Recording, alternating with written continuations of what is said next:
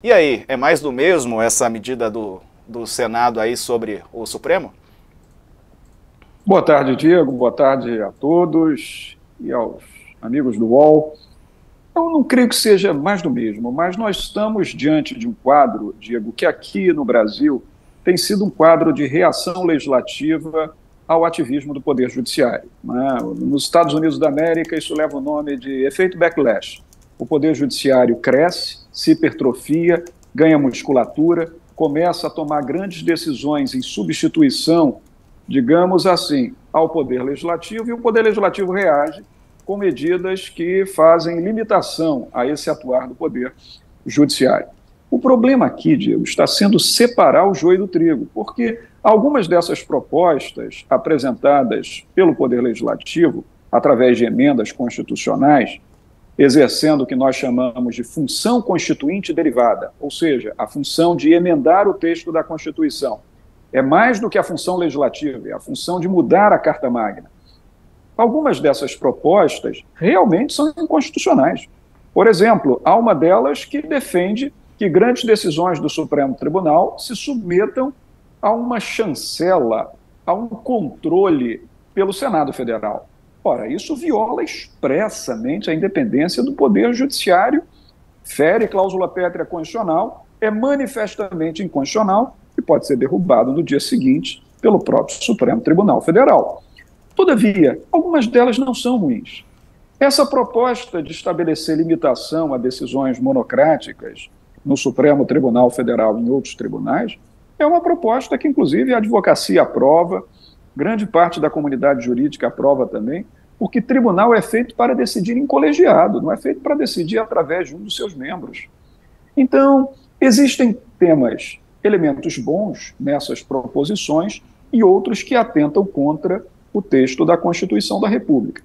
Para terminar, apesar de essa proposta de diminuir, restringir decisões monocráticas ser uma proposta boa, uma proposta que tem o aprovo da comunidade jurídica, ela está vindo no momento que faz com que não possamos separar o que é o processo legislativo do momento da história.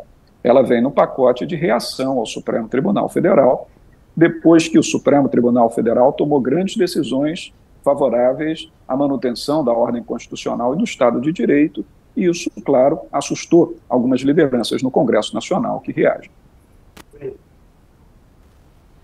Quem pega? Quer fazer uma pergunta, Carla? Não, eu quero. Professor, não entrou nessa discussão agora inicial, mas é uma outra questão que está sempre em discussão em relação às mudanças na Suprema Corte, que é um alvo de muitas críticas, veio no governo passado todo esse desgaste, sobre a questão do tempo de mandato, né, que é uma coisa que não está em discussão nesse momento, mas aí também há uma resistência da parte jurídica, pelo menos aqui no STF, há um pouco dessa resistência de que essa discussão seja feita. Como é que o senhor vê essa questão de tempo de mandato? O senhor acha que deveria entrar nesse pacote? O senhor acha que seria mais uma retaliação, assim, do jeito que é, o mais correto? Como é que é a sua visão em relação a essa questão? Creio que as grandes revoluções liberais do século XVIII, Revolução Americana, Revolução Francesa, dentre outras, vieram exatamente para defender uma máxima: o poder, quanto mais descentralizado for, mais democrático, melhor ele se exerce.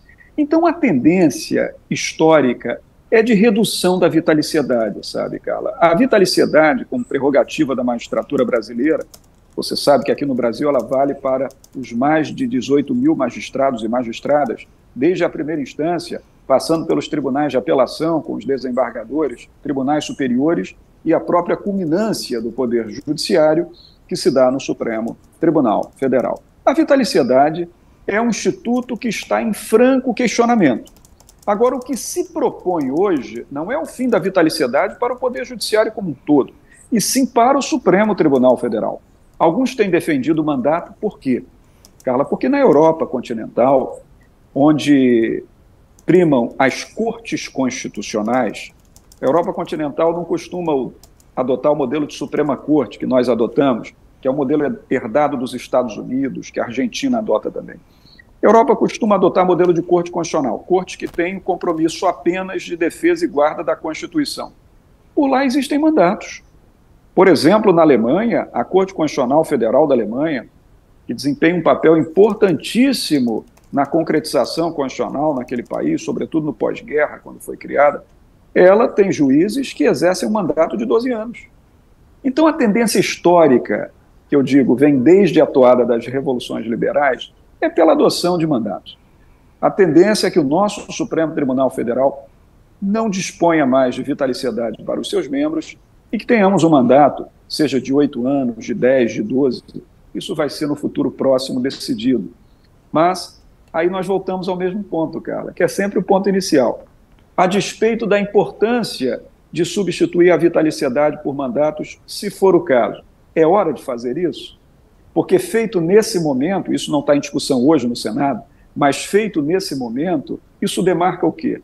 Mais uma reação do Congresso Nacional, querendo dizer, Supremo Tribunal Federal, você avançou sobre o meu campo, então eis a resposta, eu diminuo o seu tamanho. E se for assim, não pode acontecer. Jamais isso pode decorrer de uma resposta de reação política de um poder sobre o outro.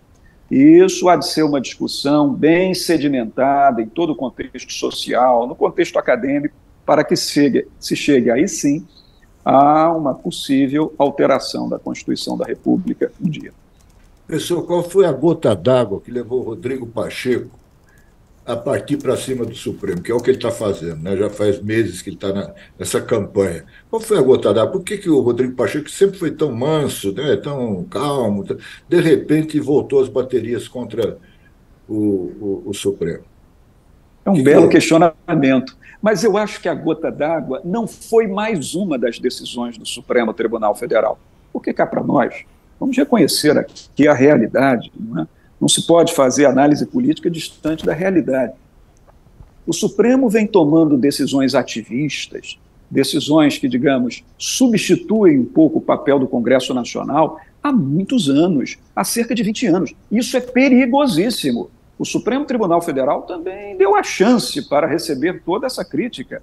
Não temos tempo aqui para isso, mas eu desfilaria aqui inúmeras e inúmeras decisões que escapam a centralidade do poder decisório do Supremo Tribunal e invadem sobre o campo das grandes decisões que decorrem do poder de conformação, que é o poder de escolha, que é dado a quem é eleito, homens e mulheres eleitos, senadores e deputados.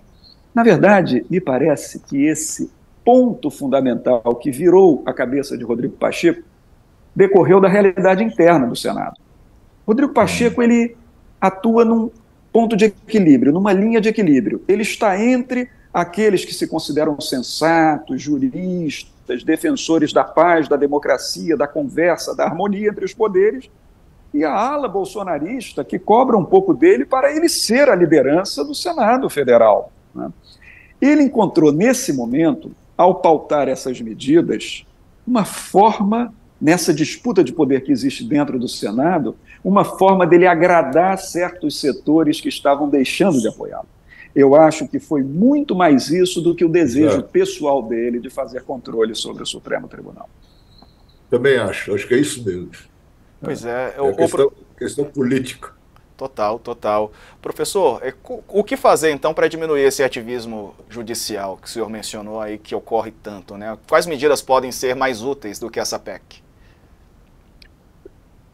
Brilhante questionamento também, Diego, porque, em verdade, essa PEC, no que se refere à redução de decisões monocráticas, é uma boa forma de diminuir o ativismo, viu? Por quê? Porque tribunais são feitos para decidir em colegiado, diferentemente das varas de primeira instância, cujos juízes decidem isoladamente, cada qual por sua cabeça e cada cabeça uma sentença. O tribunal serve exatamente para ser esse contraponto, ser o local do Poder Judiciário onde várias mentes decidem ou por unanimidade ou por maioria. E como o volume de processos no Supremo Tribunal Federal, ao longo dos idos recentes, se tornou avassalador, Diego, avassalador, fundou-se um costume, diga-se, um mau costume, de um ministro decidir monocraticamente, esperando o referendo dos demais. O problema é que essa espera leva, às vezes, 2, 3 anos para acontecer, compreende? Aí nota, se o Supremo Tribunal exerce uma função contra-majoritária, ele pode pronunciar a inconstitucionalidade de tudo aquilo que o Congresso Nacional faz através da Câmara e do Senado. Ora, isso tem que ter um fundamento de legitimidade. Qual é o fundamento que autoriza o Supremo a decretar a inconstitucionalidade? É o de que a providência do legislador, Congresso Nacional, se houve contra a Constituição, e a Constituição está acima de todos, inclusive do legislador. E o Supremo, só nesse caso, pronuncia a inconstitucionalidade. Ora, isso demanda força colegiada. Imagina, uma lei produzida por 513 deputados eleitos, 81 senadores com a chancela do presidente, vai cair por conta de uma decisão liminar de um ministro, de uma ministra? Isso não é razoável. Então, a PEC, expandindo a colegialidade, limitando a monocraticidade, ela ajuda a conter o ativismo, sim. Agora, Diego, não basta medidas constitucionais para conter o ativismo. Aí nós temos que fazer outra coisa, melhorar o critério de recrutamento dos ministros do Supremo Tribunal. Veja, não que eles não sejam muito capacitados. Do ponto de vista da formação intelectual, a capacitação dos juízes da nossa Suprema Corte é inquestionável. Mas critério de recrutamento político para que o Senado Federal, na sabatina, efetivamente questione daquele candidato e o exponha a toda a cidadania brasileira sobre seu real perfil.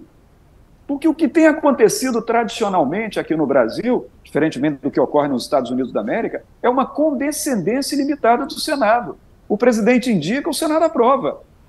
E isso não é bom. É preciso que o Senado explore mais a sua competência no recrutamento para, na sabatina, aquele candidato exposto em rede nacional assuma um compromisso fidedigno de defesa da Constituição, isento de opções políticas. Ministro do Supremo, se quiser mudar a legislação, só tem um caminho: abandonar o Supremo Tribunal, filiar-se a um partido político, candidatar-se a deputado ou senador e participar do processo legislativo. Não é na condição de juiz que se pode fazer isso. Então, nesse sentido, essas medidas são medidas que têm que ser associadas a uma transformação política e cultural, e o Senado da República, que é uma casa decisiva na indicação de um ministro do Supremo, tem que tomar rédea da sua competência constitucional de dizer sim ou não à indicação, no lugar de apenas chancelar as indicações feitas, como se num grande acordo com o presidente da República, seja quem for o presidente da República. Veja que nos Estados Unidos, para terminar, Diego, eu me recordo quando George Bush era presidente, por exemplo, George Bush filho, ele indicou uma ex-advogada pessoal, que era Harriet Miers. Tinha sido advogada pessoal do presidente, depois foi consultora dele na Casa Branca. Quando a indicação dela bateu lá no Senado Federal, e olha que Bush filho tinha maioria no Senado, o apoio da liderança do Partido Republicano, que era o seu partido. O líder do Partido Republicano foi ao presidente Bush, disse: presidente, essa indicação está nos parecendo que ela vai ser rejeitada. Isso vai representar uma grande derrota política para o senhor. O que Bush filho fez? Retirou a indicação de Harriet Miers, indicou Samuel Alito, que era um juiz federal ultraconservador, à moda do Partido Republicano, mas que pelo menos gozava de grande prestígio nacional. Então, o Senado não pode abdicar desse poder que ele tem de controle nas indicações. Essa é a maior forma de restringir a expansão do ativismo judicial, Diego, me parece. Professor, só uma pergunta rápida, senhor, falando dessa questão da indicação do Supremo, a gente já está aí há alguns meses sem essa indicação do presidente Lula. Como é que o senhor avalia essa demora? O senhor acha que é ruim para a Suprema Corte a gente ficar aí com 10 ministros? E, de novo, só aquela questão que também a gente sempre coloca da questão da representatividade, né? O peso do presidente Lula eventualmente não indicar uma mulher e o apelo que se faz a uma mulher negra, mas no caso especificamente do gênero, é uma vaga que foi deixada pela Rosa Weber, né? Como é que o senhor vê isso? Olha, Carla, começo pelo fim. Você sabe que na Suprema Corte dos Estados Unidos, lá não são 11 juízes, são 9, né? Dos 9, 5 homens, 4 mulheres, hoje, na composição atual. Nós temos um negro, que é Clarence Thomas, inclusive conservador, indicado por George Bush pai. Nós temos Samantha Brown Jackson, que é uma juíza negra, mulher, portanto, recentemente indicado pelo presidente Biden. Nós temos representação que vem da parcela da sociedade americana de origem hispânica, que é Sandra Sotomayor, e nós temos a composição tradicional da sociedade americana. A Suprema Corte americana é plural. A nossa, ela está num momento em que é exuberantemente masculina e branca, não é? Então, toda a tendência ideal no mundo das ideias, não é, Carla? Porque a política, às vezes, cobra outras coisas. Seria ideal que a nossa Suprema Corte tivesse mais mulheres na sua composição, homens e mulheres negros também, talvez uma representação indígena. Embora não seja correto falar em representação quando se fala de um tribunal judiciário, porque um tribunal há de ser isento. E isso não deve fazer diferença na qualidade do juiz, nem na qualidade do voto. Mas é um modo simbólico de demonstrar que o poder judiciário se tornou um poder mais plural dentro de uma sociedade plural como é a sociedade brasileira. Então é uma conveniência. Agora, em relação à demora para a indicação, eu acho que aqui o presidente Lula ele está agindo até do ponto de vista da estratégia política corretamente. Por quê? O presidente Lula, no seu primeiro mandato, lá atrás, de 2003 a 2007, e no segundo também, indicou alguns juristas sem pensar em resultados pessoais de caráter político. Sofreu reveses profundos, por exemplo, na Ação Penal 470, recorda-se? Ficou conhecida historicamente como mensalão. Então, hoje, depois de tudo que ele sofreu na Operação Lava Jato, mais de 580 dias de reclusão, numa prisão determinada por um juiz federal que não tinha nem a competência territorial para julgar o que julgou, o que depois foi comprovado pelo Supremo Tribunal Federal, é natural que o presidente Lula tenha medo, não é? Diz o ditado que gato escaldado tem medo de água fria. Ele está pensando muito bem antes de fazer as indicações para o Supremo Tribunal Federal. Porque eu devo dizer o seguinte, Carla, se o sistema de indicação pelo presidente, aprovação pelo Senado, nomeação pelo presidente, que é o sistema norte-americano, que nós copiamos aqui, é um sistema ruim, então vamos mudar o sistema. Agora, enquanto o sistema é esse, eu não posso cobrar do presidente da República que ele queira indicar um inimigo ou um adversário ideológico. Isso não vai ocorrer nunca. Seja de direita o presidente, seja da esquerda. É natural que o presidente queira indicar um aliado ideológico para a Suprema Corte. E como ele tem visto essa dificuldade em torno da reação do Senado pelos nomes, eu acho que ele está dando tempo ao tempo para pensar melhor. Mas é claro que não é bom a Suprema Corte só ter 10 juízes. O ideal é ter pelo menos um número ímpar. Então, a sua composição plena é o que há de ser ideal. Esperamos que o presidente, tão logo possível, faça a sua indicação. Professor, deixa eu fazer uma última pergunta. Nosso tempo está bem curto, mas eu quero tratar sobre um outro assunto com o senhor. Aquela morte no presídio. A OAB vai investigar, né, o caso da morte de um preso por participação nos atos golpistas lá do dia 8 de janeiro. Essa apuração é para verificar se houve algum tipo de violação dos direitos humanos e vai ser conduzida pela Comissão Nacional de Direitos Humanos da própria Ordem dos Advogados do Brasil. O Clériston Pereira da Cunha, de 46 anos, teve um mal súbito durante o banho de sol ontem. Os pedidos enviados pelos advogados descrevem que Clériston era portador de inúmeras comorbidades. Está aí a foto dele. Depois da morte, o ministro do Supremo, Alexandre de Moraes, cobrou informações a Papuda, onde ele estava preso.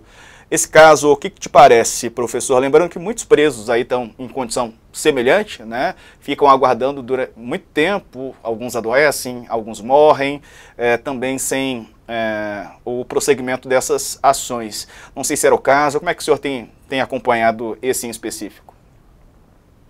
Bem, em primeiro lugar, Diego, eu lamento profundamente pela morte do detento, né? Todas as condolências aos seus familiares, amigos, porque qualquer pessoa que esteja sob custódia do Estado, seja em prisão preventiva, seja em prisão definitiva decorrente de uma sentença judicial criminal transitada em julgado, merece e é credor de todo cuidado estatal. O Estado tem o dever absoluto de velar pela idoneidade física e moral do preso, do seu custodiado, porque ninguém é preso por vontade própria. Então, se é o Estado que decreta a prisão, é o Estado que tem que cuidar da pessoa que está encarcerada. Agora, em que pese o efeito importante do caso nessa situação em concreto, o que decorreu das prisões referentes aos ataques antidemocráticos de 8 de janeiro, isso, na verdade, Diego, abre um pouco de espaço necessário para que observemos o sistema carcerário do Brasil como um todo. porque, lamentavelmente, as mortes no sistema carcerário são muito frequentes, porque o nosso sistema carcerário é um sistema desumano. O sistema carcerário no Brasil é um sistema que viola critérios mínimos estabelecidos pela Organização Mundial da Saúde, por exemplo. E a própria Lei de Execução Penal, a Lei 7.210 de 84, que estabelece critérios muito rígidos para o cumprimento da pena e para a custódia provisória, muitas vezes esses critérios são descumpridos pela administração penitenciária, que alega falta de recursos. Então, a morte é lamentável, como todas as mortes que acontecem no sistema penitenciário, eu lamento, e é preciso, então, redobrar a atenção, porque se o preso está custodiado e se ele tem comorbidades, ele precisa de acompanhamento médico permanente para não acontecer uma tragédia como essa que ocorreu. Minhas condolências.